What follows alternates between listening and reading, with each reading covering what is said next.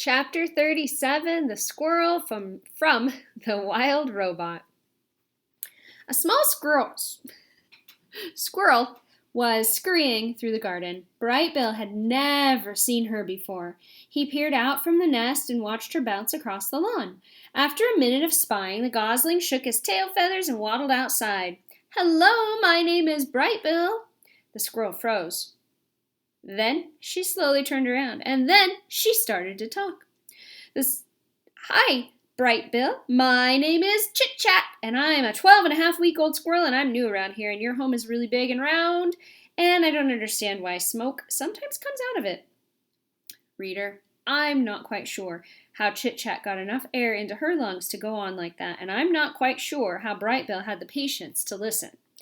But he stood there and politely nodded as Chit Chat rambled on and on. "And sometimes I see you waddling behind your funny-looking mother, and you seem so nice that I thought I'd come down and introduce myself, but now I'm nervous and I'm talking too much, and my name is Chit Chat, and I think I said that already." There was a pleasant silence after that. Bright Bill stood on one foot for a moment. Then the gosling took a deep breath and said, "It's very nice to meet you, Chit Chat. I don't think you talk too much. I think you talk just enough, and I like you, so let's be friends." A big smile appeared on the squirrel's tiny face. For once, Chit Chat was speechless.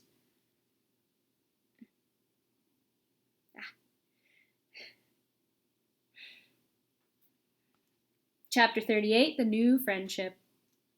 Chit Chat wasn't speechless for long. She'd already been alive for a whole 12-and-a-half weeks, and she wanted to tell Bright Bill about every exciting thing and every boring thing that had ever happened to her.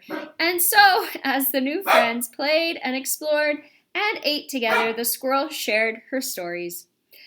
"I was born on the other side of the hill, and then last week I decided I was ready to build my first dray, which is what you call a squirrel nest, and now I live in that tree with that weird bump in its trunk," she said, while the two of them kicked pebbles into the pond. "One time a weasel chased me through the treetops until he missed a branch and fell all the way down and crashed into a bush and walked away all wobbly, and he never bothered me again," she said, while the two of them crawled through a hollow log. "Ew, gross! I saw you eat that ant one time. I ate a gnat by accident, and I didn't like it at all, and mostly I ate acorns and bark and tree buds and sometimes the yummy berries that grow in your garden," she said, while the two of them took a snack break. But Chit Chat was as good a listener as she was a talker, and whenever it was Bright Bill's turn to speak, she'd keep quiet and hang on to his every word. Do you know who enjoyed their conversations most of all? Our robot, Roz. The protective mother was never far away, and she felt something like amusement at the silly conversations she overheard, and she felt something like happiness that her son had made such a good friend. Chapter 39, The First Flight.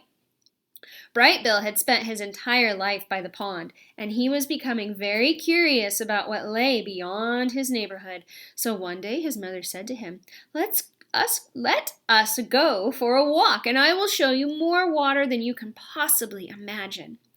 Roz placed the gosling on her flat shoulder, and the two of them set off across the island.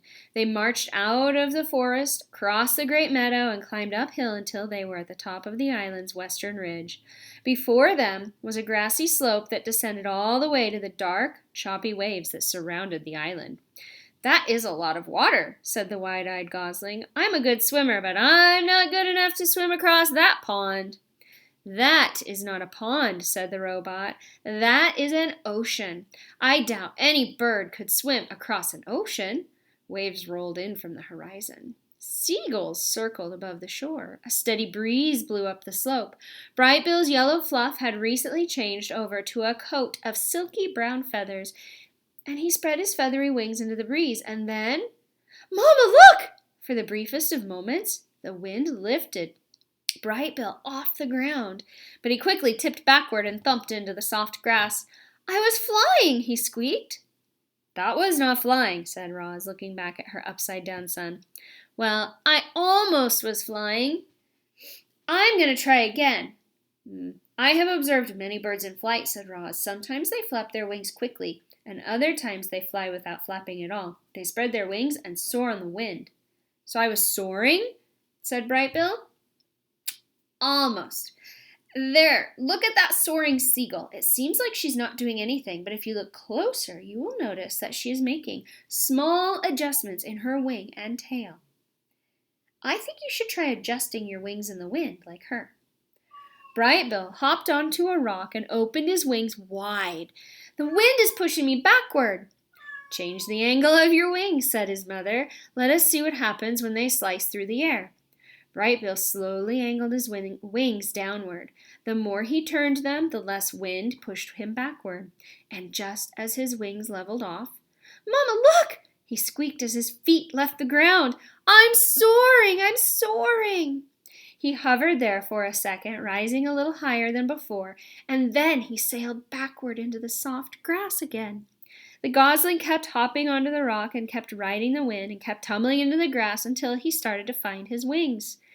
With each attempt, he floated a little higher and a little longer, and finally, Bright Bill really did soar. He lifted high into the air and hung there, floating. He turned his wings down and felt himself drop. He wiggled his tail feathers and felt himself veering back and forth. "I'm a natural!" he squeaked. "You are doing very well," said Roz, "but you need to keep practicing." And so they spent the afternoon practicing up on the ridge. Once Bright Bill was comfortable soaring, he tried flapping his wings.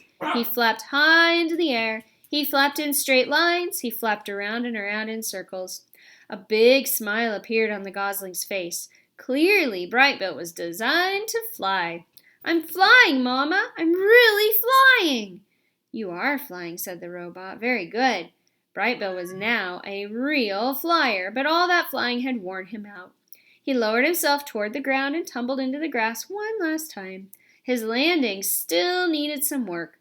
Roz placed Bright Bill on her shoulder and headed back to the nest.